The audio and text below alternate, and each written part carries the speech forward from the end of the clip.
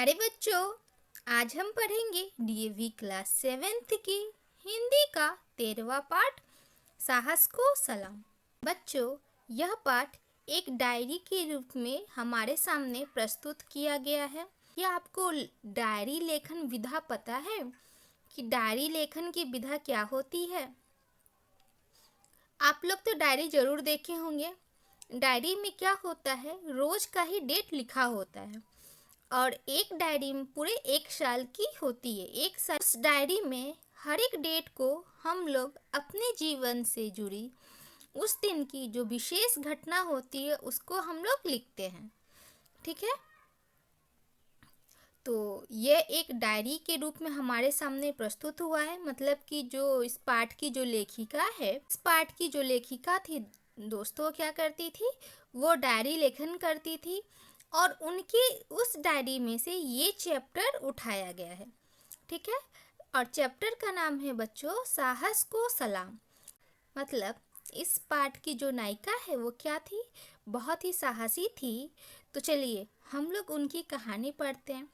पहले हम लोग नायिका का नाम जान लेते हैं कि नायिका का नाम क्या है। इस पाठ की नायिका है दोस्तों अरुणिमा सिन्हा। ये अरुणिमा सिन्हा कौन थी? ये पहली भारतीय पर्वतारोही थी।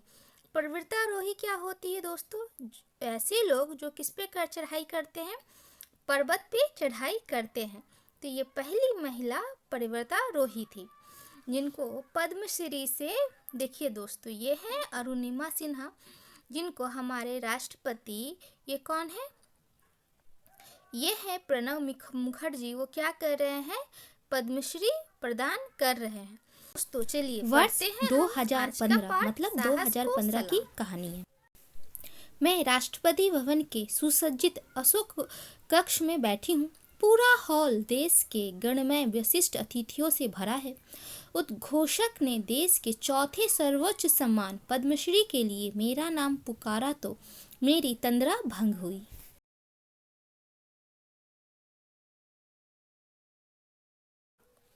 बच्चों, यहाँ सुसज्जित मतलब क्या होता है? सुसज्जित मतलब होता है अच्छी तरह से सजा हुआ। कौन सा कक्ष अच्छी तरह से सजा हुआ था? राष्ट्रपति भवन का अशोक कक्ष। बच्चों, हमारे राष्ट्रपति भवन बहुत बड़ा है और उसमें बहुत से रूम है। हर एक रूम का अपना एक नाम है। तो ये जो प्रोग्राम हो रहा था, कहाँ हो रहा था? अशोक कक्ष में, जो कैसा है बच्चों, बहुत ही सुसज्जित है। मतलब बहुत ही तरीके से सजा हुआ है। पूरा होस्ट अतिथियों मतलब बहुत ही महान अतिथियों मतलब होता है मेहमानों से पूरा ही हॉल क्या है दोस्तों, भरा हुआ है। पद्मश्री, बच्चों पद्मश्री क्या है? ये देश का चौथा सबसे ऊंचा सम्मान है। ठीक ना? तंद्रा भंग होने का मतलब है दोस्तों, तंद्रा मतलब होता है ध्यान। मतलब वो उस हॉल को देख के उसमें क्या हो गई थी, पूरी खो गई थी। और जब उनका नाम पुकारा गया, किसके लिए? पद्मश्री के लिए, तब उनकी क्या हुआ, तब क्या हुआ दोस्तों, तब उनका ध्यान क्या हुआ, टूटा। अरुणिमा सिन्हा विश्व की प्रथम महिला पर्वतारोही कौन थी दोस्तों? वो पूरे विश्व की प्रथम पर्वतारोही थी जिन्होंने अदम्य साहस का परिचय देते हुए विकलांगता के बावजूद विश्व के सर्वोच्च शिखर माउंट एवरेस्ट पर विजय प्राप्त की। ठीक ना? कौन थी दोस्तों वो थी अरुणिमा सिन्हा, जो क्या की थी, अपाहिज, विकलांग मतलब होता है अपाहिज। अपाहिज होने के बाद प्रथम महिला बनी। कहाँ की? विश्व की। कहाँ चढ़ाई की थी वो? माउंट एवरेस्ट पे वो चढ़ाई की थी। पूरा अशोक हॉल करतल ध्वनि से गूंज उठा। करतल मतलब होता है बच्चों, कर मतलब होता है हाँ, तल मतलब हथेली, मतलब तालियों से गूंज उठा। मैं माननीय राष्ट्रपति जी से पद्मश्री प्राप्त कर रही हूँ। ठीक ना? वो किससे प्राप्त करी? राष्ट्रपति से वो क्या प्राप्त करी? पद्मश्री प्राप्त करी है दोस्तों। पद्मश्री हमेशा राष्ट्रपति के हाथों ही दिया जाता है, पर मैं स्वयं को रेल की पटरियों पर खड़ा पाती हूँ। मेरी बाईं टांग घुटनों के नीचे से कटी गई, दूसरी टांग भी जख्मी है। मेरे ऊपर से एक के बाद एक ट्रेन धड़धड़ाती हुई गुजर रही है। रीढ़ की हड्डी में भयानक पीड़ा हो रही है, वह भी कई जगहों से टूट गई है। मेरे मस्तिष्क में सारी घटनाएं किसी फिल्मी रील की तरह आ जा रही है। ठीक ना दोस्तों, उनको तो पद्मश्री मिल रहा है, उनका ध्यान कहाँ है बच्चों? उनके साथ भूतकाल में जो घटनाएं घटी थी, उनका ध्यान पूरे उसी घटना पे है। तो क्या महसूस कर रही है कि उनकी एक टांग कट चुकी है और दूसरी टांग भी क्या है बच्चों, जख्मी है। और उनके ऊपर से क्या है, बहुत सारी ट्रेनें धड़धड़ाती हुई गुजर रही है। उनकी जो रीढ़ की हड्डी, उसमें बहुत ही ज़्यादा दर्द हो रहा है। इस तरह की घटनाएं उनके दिमाग में चल रही है। चलिए हम लोग देखते हैं कि ऐसी घटनाएं उनको क्यों दिख रही है। 12 अप्रैल 2011 का अभागा दिन में लखनऊ से पद्मावती एक्सप्रेस से दिल्ली जा रही थी। कौन से एक्सप्रेस से बच्चों? पद्मावती से दिल्ली जा रही थी। कहाँ से? लखनऊ से। मुझे नोएडा से फुटबॉल मैच खेलना था। रेल में सामान्य श्रेणी के इस डब्बे में अचानक कुछ लुटेरे घुस आए और लूटमार करने लगे। जैसे ही एक लुटेरे ने मेरे चैन और पर्स छीनने की कोशिश की, मैं उससे भिड़ गई। मैं अकेली और लुटेरों का पूरा गिरोह। उन्होंने मुझे चलती ट्रेन से बाहर फेंक दिया। बच्चों, हम लोग यहाँ देख पा रहे हैं ना कि यहाँ लुटेरे हैं, यहाँ क्या कर रहे हैं, अरुणिमा को क्या कर रहे हैं कि ट्रेन से फेंक रहे हैं। ठीक है। मैं दूसरी पटरी से गुजरती हुई ट्रेन से टकराकर गिर गई। क्या हो रहा था बच्चों? इस दूसरी पटरी से जो ट्रेन जा रही थी, उससे वो टकरा के क्या हुई, वो नीचे गिर गई। पूरे 7 घंटे तक मैं पटरी पर ही असहाय पड़ी रही। कितने घंटों तक बच्चों? 7 घंटों तक। मेरा पूरा शरीर निर्जीव हो चुका था। कैसा हो चुका था? निर्जीव, मतलब उसमें कुछ भी तरह का कोई भी हरकत नहीं था, कोई भी सेंस नहीं था। पूरा कैसा हो गया था? निर्जीव हो गया था। पर मानसिक रूप से मैं जागृत थी। मतलब उनका दिमाग क्या था बच्चों, वो अभी भी चल रहा था। ठीक ना। उतना कुछ घटना घटने के बाद भी उनका शरीर में तो कुछ फीलिंग नहीं हो रही थी, पर उनका दिमाग कैसा था, अभी भी वो कंटिन्यू चले जा रहा था। मुझे लगा कि जीवन का अंत अपने निकट ही है। उनको क्या लगा कि अब वो मरने वाली हैं। चूहे मेरे कटे टांग को कुरत रहे थे। बच्चों, हम लोग पटरी पे देखते हैं कि बहुत सारे चूहे होते हैं, तो जो उनका पैर कटा था उसको क्या कर रहे, कुरुत रहे थे, मतलब उसको खा रहे थे। पर उन्हें भगाने की शक्ति मुझ में नहीं थी।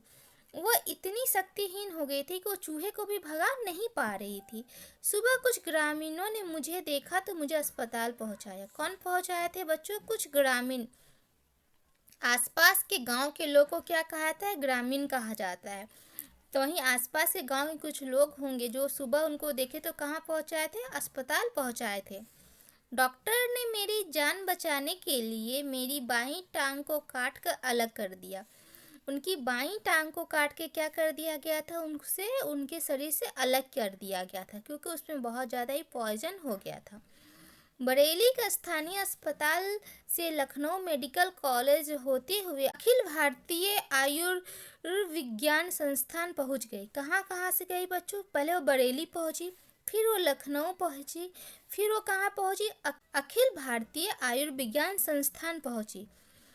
मुझे चारों ओर अंधेरा ही अंधेरा दिखाई दे रहा था। फुटबॉल और वॉलीबॉल की राष्ट्रीय स्तर की खिलाड़ी का ऐसा भयानक अंत मुझे मंजूर नहीं था। उस समय वो क्या करती थी दोस्तों? वो फुटबॉल भी खेलती थी और वॉलीबॉल भी खेलती थी। और किस स्तर पे? नेशनल, राष्ट्रीय स्तर, मतलब नेशनल लेवल पे वो क्या करती थी? फुटबॉल को खेलती थी और वॉलीबॉल भी वो खेलती थी। उनको लगा कि मैं ये दोनों खेल खेलती हूँ और मेरा इतना भयानक अंत होगा, ये उनको क्या हुआ, बिल्कुल भी मंजूर नहीं था। ऐसी स्थिति में बिस्तर पर पड़े हुए मैंने संकल्प लिया, दुनिया के सर्वोच्च शिखर माउंट एवरेस्ट पर अपने चरण चिन्ह अंकित करने का। मैंने ईश्वर से कहा, तूने मुझे विकलांग बनाया है, मैं यह चुनौती स्वीकार करती हूँ। अब यह विकलांग विश्व की सबसे ऊंची चोटी पर ही तुझे धन्यवाद देगी। मतलब क्या हुआ कि उनको पता चल गया कि उनका एक पैर कट गया है, मतलब एक पैर से वो लंगड़ी हो गई। विकलांग मतलब शरीर का एक अंग कट जाता है, जिसको उसको विकलांग कहते हैं। तो कहाँ का कौन सा अंग इनको कटा था बच्चों? इनका पैर कट गया था। कौन सा पैर? बायां पैर इनका कट गया था। स्तर पे पड़े पड़े ये सब चीज़ें सोच रही थी कि भगवान ने मेरे साथ इतना बुरा क्यों किया, ठीक ना। तो फिर भगवान से क्या बोल रही है कि तूने ही कि मुझे विकलांग बनाया है, कि अब आपने मुझे विकलांग बना दिया, मुझे ये चुनौती स्वीकार है। मतलब उनको लगा कि भगवान उनको आगे बढ़ने नहीं देने चाह रहे हैं, इसलिए उनको क्या किए, उनके साथ ये दुर्घटना घटी है। तो बोली कि अब तो मैं फुटबॉल और वॉलीबॉल खेल तो नहीं सकती, लेकिन मैं क्या करूँगी, मैं विश्व के सबसे ऊंची चोटी, कौन सी है दोस्तों? विश्व की सबसे ऊंची चोटी है माउंट एवरेस्ट, जो हिमालय की एक चोटी है और कहाँ है? नेपाल में पड़ता है। जिसकी ऊंचाई कितनी है? 8,848 मीटर। उस पर फतह करने की वो सोची, ठीक ना। क्या बोली कि अब यह विकलांग विश्व की सबसे ऊंची चोटी पे ही तुझे धन्यवाद देगी। किस चीज का धन्यवाद? उन्हें विकलांग बनाने का धन्यवाद देगी। सच्चाई तो यह थी कि इस दुर्घटना से पहले मैंने पर्वतारोहण के बारे में कभी कल्पना भी नहीं की थी। दोस्तों, पर्वत पे चढ़ने को क्या कहते हैं? पर्वतारोहण कहते हैं। क्या बता रही है कि इस दुर्घटना से पहले वो कभी सोची भी नहीं थी कि वो कभी क्या करेगी? पर्वतारोहण करेगी, मतलब पर्वत पे चढ़ाई करेगी। जो भी मेरे संकल्प के बारे में सुनता, मेरा उपहास उड़ाता। उपहास मतलब होता है बच्चों मजाक। तो जो भी उनका सुनता तो उन पे हंस देता, क्योंकि ये तो अपाहिज थी, ये इतने ऊंचे पहाड़ पे कैसे चढ़ती। पर मैं अपने निश्चय पे अटल थी। कैसी थी बच्चों? वो सोच ली थी कि मैं पर्वत पे चढ़ाई करूंगी, तो वो अपने पे क्या थी? अटल थी। किसी को बात को ध्यान नहीं दे रही थी। मेरे भाई ओम प्रकाश सिन्हा और पूरे परिवार ने मेरा हौसला बढ़ाया। उनके भाई थे, कौन थे? ओम प्रकाश सिन्हा। उनका पूरा परिवार क्या किया? उनके इस सपने को पूरा करने में उनकी मदद की। मेरे संकल्प के प्रति उनके भरोसे ने मेरा खोया हुआ आत्मविश्वास लौटाया, ठीक ना बच्चों। जब आपके परिवार वाले आपके साथ रहते हैं तो आप बड़े से बड़ा काम भी कर सकते हैं। यही अरुणिमा के साथ भी हुआ। क्या हुआ? जब वो सोची कि मैं लंगड़े होके भी कहाँ चढ़ाई करूँगी, माउंट एवरेस्ट पे चढ़ाई करूँगी, तो बहुत से लोग उन पे हंसे, पर उनका परिवार वाले क्या किए? उनका साथ दिए, जिसकी वजह से क्या हुआ, अंत में वो क्या की, उस एवरेस्ट पे चढ़ी और उनको क्या मिला? पद्मश्री अवार्ड भी मिला। अब मेरे लिए एक एक पल अनमोल था। अस्पताल से निकलने के बाद जब सामान्य लोग अपने घर जाकर आराम करना पसंद करते हैं, तब मैंने अपने अधभरे जख्मों के साथ अपने सपनों को साकार करने के लिए प्रेरणा स्रोत छेंद्रीपाल के पास पहुंचने के लिए उतावली हो रही थी। क्या हुआ कि ये सब चीज़ों कहाँ सोच ली थी? वो हॉस्पिटल में ही सोच ली थी। मैं तो अपना नाम इतिहास में लिखवा के ही रहूँगी। जैसे ही उनको हॉस्पिटल से डिस्चार्ज किया गया, तो जितने भी एक्सीडेंट वाले लोग रहते हैं वो क्या करते हैं? आराम करते हैं। पर इतना बड़ा दुर्घटना होने के बाद भी ये क्या की, ये अपनी प्रेरणा स्रोत बछेंद्री पॉल कौन है बच्चों? ये पहली भारतीय हैं जो एवरेस्ट पे चढ़ाई की थी। पर इनका कोई, ये नॉर्मल थी, मतलब ये सामान्य थी। लेकिन अरुंधति क्या थी बच्चों? ये विकलांग थी, ठीक ना। यही अंतर है। ये विश्व की पहली विकलांग महिला है और ये भारत की पहली महिला है जो किस पे चढ़ी थी? एवरेस्ट पे चढ़ी थी। तो ये क्या की, सोची कि मैं किससे राय लूँगी, तो मैं बछेंद्री पाल से ही राय लूँगी, क्योंकि ये पहले ही चढ़ाई कर चुकी है। बछेंद्री पाल ने मेरी शारीरिक दशा देखी और मेरा हौसला भी। उन्होंने मेरी पीठ थपथपाकर कहा, एक दिन तुम्हारा लक्ष्य तुम्हारे कदमों में होगा। तुम्हारा हौसला माउंट एवरेस्ट से कहीं बड़ा है। जब वो अरुणिमा का साहस देखी तो उनसे क्या बोली कि एक दिन तुम्हारा जो लक्ष्य है माउंट एवरेस्ट, वो कहाँ होगा? तुम्हारे पैरों के नीचे होगा। मतलब तुम उसके ऊपर खड़ी होगी, मतलब तुम उस पर चढ़ाई कर पाओगे, क्योंकि तुम हौसला माउंट एवरेस्ट से कितना बहुत ज़्यादा बड़ा है। बछेंद्री पाल से मिलकर मैं आत्मविश्वास से भर उठी। जब इतने बड़े बड़े लोग आपकी हौसला अफजाई करते हैं तो क्या होता है बच्चों, आपको अपने अंदर ही साहस उत्पन्न होता है कि नहीं, मैं ये काम कर सकती हूँ। मैं बिना समय गंवाए उनसे पर्वतारोहण के सारे गुण सीख लेना चाहती थी। उनके मार्गदर्शन में मैंने पर्वतारोहण का अभ्यास शुरू किया। क्या हुआ, वो एक भी समय, थोड़ा सा भी समय बर्बाद करना नहीं चाहती थी। और वो किससे सीख रही थी? बछेंद्री पाल से। जितने भी पर्वतारोहण के गुण थे, जितने भी टेक्निक होते हैं पहाड़ चढ़ाई के, वो क्या उसे सीख रही थी। और उन्हीं के मार्गदर्शन पे, मतलब उन्हीं के बताए तरीकों पे वो क्या कर दी, प्रैक्टिस, अभ्यास शुरू कर दी, मतलब प्रैक्टिस करना शुरू कर दी। प्रारंभ में मेरी शारीरिक चुनौतियों ने कई बार मुझे निराश किया, ठीक है ना, क्योंकि वो अपंग थी और उनको अपंग बने अभी ज़्यादा समय भी नहीं हुआ था, इसलिए उनका जो शरीर था उनका साथ नहीं दे रहा था। समान पर्वतारोही 15 मिनट में जितनी चढ़ाई कर लेते हैं, मुझे उसमें 2 घंटे से भी अधिक समय लग जाता था।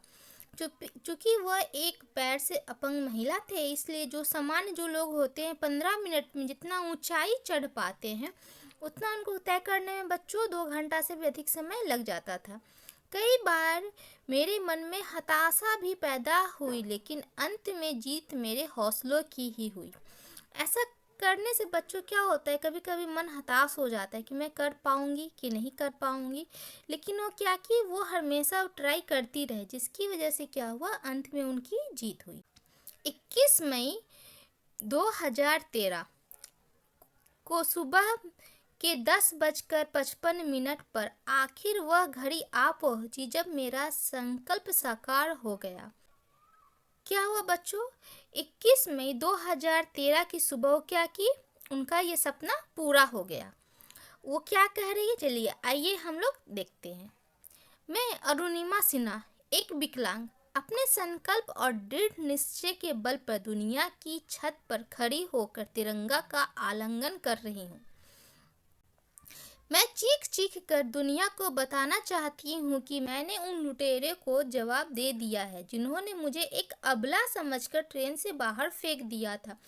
मैंने पूरे विश्व को यह दिखा दिया कि हाथ पैर कटने से कोई विकलांग नहीं होता है। वास्तव में विकलांगता तो एक मनोदशा है। वो इस चढ़ाई के बारे में क्या कह रही है दोस्तों, कि मैं अरुणिमा सिन्हा, ठीक ना, एक विकलांग, क्या है वो, एक विकलांग है। अब वो अपने निश्चय और संकल्प के बल पे क्या की, वो दुनिया की सबसे ऊंची छत कौन सा है बच्चों, माउंट एवरेस्ट है, कि ऊपर चढ़ कर क्या करिए, तिरंगे का आलिंगन, मतलब गला लगाना होता है। तिरंगे को वो अपने गले से लिपटा रही है। देखिए यहाँ दिख रहा है ना कि तिरंगे को फहरा रही है। हम लोग देखते हैं कि हमारे देश का कोई भी खिलाड़ी जब जीतता है तो सबसे पहले तिरंगे को प्रणाम करता है, उसे चूमता है, तो वही वो भी कर रही थी। और क्या बता रही थी, मैं चीख चीख के उन लुटेरे को बता रही थी जो उनको ट्रेन से नीचे फेंक दिए थे, कि उनको लगा कि ये कबला है, ये कुछ नहीं कर पाएगी, लेकिन उस समय उन्होंने इनका सिर्फ पैर तोड़ा था, इनका हौसला नहीं। और अपने हौसले के बल पे दोस्तों क्या की, माउंट एवरेस्ट की चोटी, जो विश्व की सबसे ऊंची चोटी है, पे फतह कर पाई। मैंने अपनी कमजोरी को अपनी शक्ति बना लिया। लक्ष्य तय करो और उसे पूरा करने के लिए जुट जाओ। पहले एक लक्ष्य बनाओ, जिंदगी में मुझे क्या करना है, ठीक ना, फिर उसको पूरा करने के लिए अपना जी जान लगा दो। अपने लक्ष्य और अपने बीच की किसी चीज को मत आने दो, ठीक ना। अपने और अपने लक्ष्य के बीच में कोई भी चीज नहीं, ना दिन ना रात, ना सुबह ना ठंडा ना गर्मी, कोई भी चीज को कभी भी आने देना नहीं चाहिए। आपका ध्यान हमेशा लक्ष्य पे होना चाहिए, ठीक ना। आपका ध्यान हमेशा कहाँ रहना चाहिए, जो लक्ष्य आप सोचें उस पर आपका ध्यान हमेशा रहना चाहिए।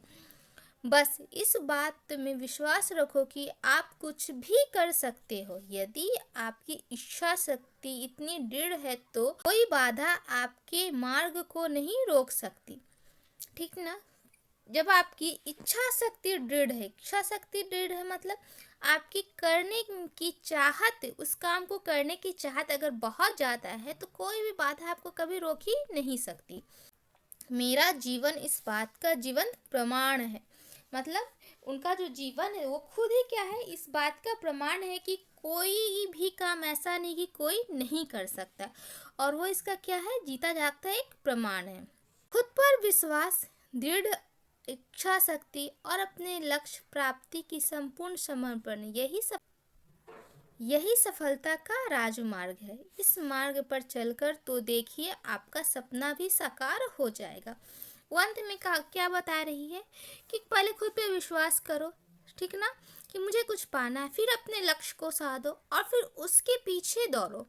कुछ और नहीं कि नहीं दिन न सुबह न रात न सर्दी न गर्मी न बरसात, कुछ भी नहीं, सिर्फ अपने मार्ग को देखो। ठीक, एक ना एक दिन आपका जो सपना है वो जरूर साकार होगा, मतलब आप जरूर जो चाहें वो जरूर कर पाएंगे। तो बच्चों, यह थी विश्व की पहली अपाहिज महिला पर्वतारोही अरुणिमा सिन्हा की कहानी, जिनका पैर कटने के बावजूद और नकली पैर होने के बावजूद भी क्या की एवरेस्ट पे भारत का झंडा लहराई है।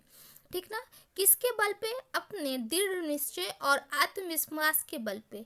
अगर आप भी चाहें तो आप भी जिंदगी में कुछ भी कर सकते हैं। सिर्फ आप ही नहीं बच्चों, दुनिया का कोई भी इंसान जो चाहे वो कर सकता है, सिर्फ अपने दृढ़ निश्चय और आत्मविश्वास के बल पे। तो बच्चों, आज के लिए बस इतना ही। आप इस कहानी को खुद पढ़े समझे और इसका प्रश्न उत्तर मैं नेक्स्ट वीडियो में आपको लेकर आऊँगी। आज के लिए इतना ही। बट बच्चों, अगर आपको मेरे द्वारा पढ़ाई की कहानी अच्छी लगती है, आप चाहते हैं मैं इसी तरह आपको कहानी पढ़ाती रहूं, तो आप मेरे चैनल को सब्सक्राइब कीजिए, वीडियो को लाइक कीजिए और इसे शेयर करना बिल्कुल ना भूलें। मिलते हैं नेक्स्ट वीडियो में। बाय।